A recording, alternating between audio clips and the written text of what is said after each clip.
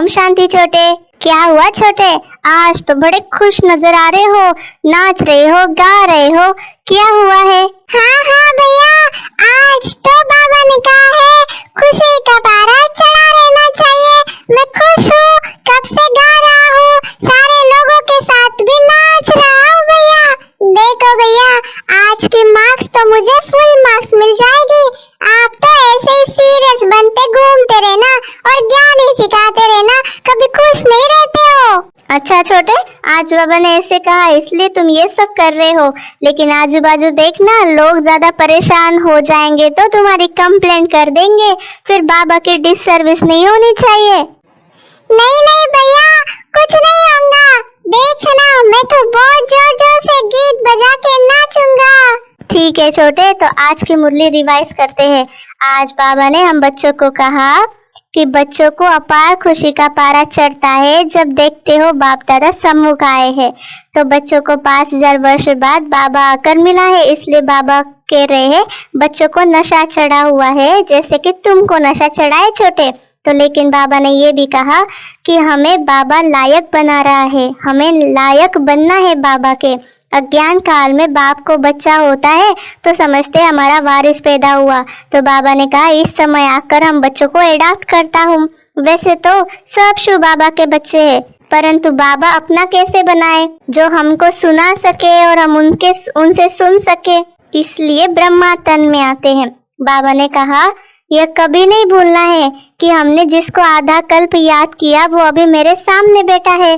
बाबा ने कहा छोटे कि अभी हम समझते हैं हम बहुत सुखी हैं, हमको इतने पदम है, इतने मिल से कारखाने आदि है, लोगों की बात बता रहा है बाबा, लेकिन अंत में ये सभी लोग बहुत त्राही त्राही करेंगे, दुख के पहाड़ गिरेंगे, इतनी सारी मिल्कियत सेकंड में खलास हो जाएंगी। बाबा ने कहा ऐसी नेचुरल कैलेमिटीज होंगी, लड़ाइयाँ लगेगी, सफाई होंगी सारी दुनिया की, इसलिए अभी से बाबा की याद में रहना जरूरी है छोटे। अरे बाप रे भैया, आपने तो ये बातें क्यों बताई, ये डरावनी बातें हैं भैया। मुझे ये सब सुन के बहुत डर लगता है कि क्या होगा। मैं तो रोज बाबा को याद करता हूँ, लेकिन फिर भी ऐसा सब दुख देखने की हिम्मत अभी मुझ में नहीं है भैया। अभी तो मुझे कोई डांटता है, गाली देता है तो ही मैं रोना शुरू कर देता हूँ। अगर इतने पहाड़ गिरेंगे, इतने लोग मरेंगे, इतनी कैलेमिटीज होंगी तो मेरा क्या हार्ट फेल हो जाएगा भैया। हाँ छोटे, इसीलिए तो इतना आत्मा समझना का अभ्यास अभी से करना है। बाबा ने हम बच्चों को आज ये भी कहा कि देखो भक्ति में भगवान मिलेगा, इसलिए वो लोग भक्ति करते हैं, जबकि भक्ति से भगवान मिलेगा तो ऐसा क्यों कहते कि भक्तों की रक्षा करने आएगा कहते हैं, मतलब यह नहीं है। तो भक्तों पर क्या आपदा पड़ी है जो रक्षा करेगा भगवान? रक्षा तब की जाती है ना जब कुछ आपदा हो। तो बाबा कहते तुमने कितना दुर्गति को पाया है, ये रोम नरक है, सभी दुखी रोगी है, घर घर में देखो क्या लगा पड़ा है, दुखी दुख, इसलिए पुकारते हैं बाबा हमारे दुख हरो सुख दो। तो बाबा ने हमारा दुख हरने के लिए रख लिया है ना छोटे। तो बाबा ने कहा शिव बाबा पत्थर बुद्धि से पारस बुद्धि बनाता है, इसलिए उसे पत्थरनाथ से पारसनाथ बनाने के लिए आया है, इसलिए पारसनाथ भी कहते हैं। तो हम बच्चे पत्थरनाथ थे पहले छोटे, इसलिए अभी हम पारसनाथ से सुधर रहे हैं। बाबा ने कहा कि तुम सुधरेले थे तो देवता थे, अब पत्थर बुद्धि बन गए हो। हाँ भैया, देखो जो पत्थर बुद्धि है, जब वो मूर्ति बनाते तो इसीलिए पत्थरों की मूर्ति बनाते और पत्थरों से ही बात करते हैं। अगर दुनिया में कोई ऐसा हमें कहे कि मैं पत्थर बुद्धि हूँ तो मुझे कितना बुरा लगेगा, लेकिन जब प्यारा बाबा ऐसा कहता है ना तो और ही बाबा पर लाड आता है, क्योंकि वो हमें कितना प्यार देता है, प्यार से कहता है ना भैया, इसीलिए बुरा नहीं लगता है। और उल्टा ऐसा लगता है हाँ बाबा हम पत्थर बुद्धि बन पड़े थे, आप हमें पारस बुद्धि बना रहे हो।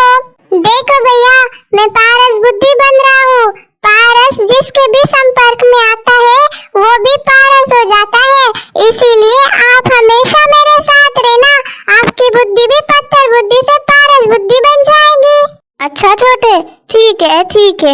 आज बाबा ने आगे क्या कहा सुनते हैं। आज बाबा ने हम बच्चों को ये भी कहा कि देखो, अभी तुम बच्चे राजयोग की तपस्या कर रहे हो, इसलिए तुम्हारा यादगार भी खड़ा है। जैसे दिलवाड़ा मंदिर है वो जड़ है, लेकिन तुम चैतन्य बच्चे हो, तुम्हारा यादगार तुम बच्चे खुद देखते हो। स्वर्ग की स्थापना हो रही है ना, तो बाबा ने कहा हूबहू यह तुम्हारा मंदिर बना हुआ है। नाम ही रखा है मधुबन, चैतन्य दिलवाड़ा मंदिर। फिर जब भक्ति मार्ग शुरू होगा तो फिर यह मंदिर बनाएंगे। बाबा ने कहा तुम बहुत धनवान थे और इसलिए तुम्हारे इतने मंदिर बने।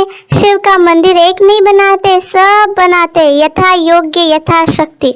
हाँ भैया, मैंने भी दिलवाड़ा मंदिर देखा है, लेकिन तब मैं और छोटा था। एक बार मधुबन जाऊंगा तब फिर से देखना है भैया, ताकि फिर से नशा चढ़ जाए, क्योंकि बचपन में तो मुझे इतना समझ नहीं आता था। अभी मैं थोड़ा बड़ा हो रहा हूँ ना, इसलिए अब मुझे और नशा चढ़ेगा।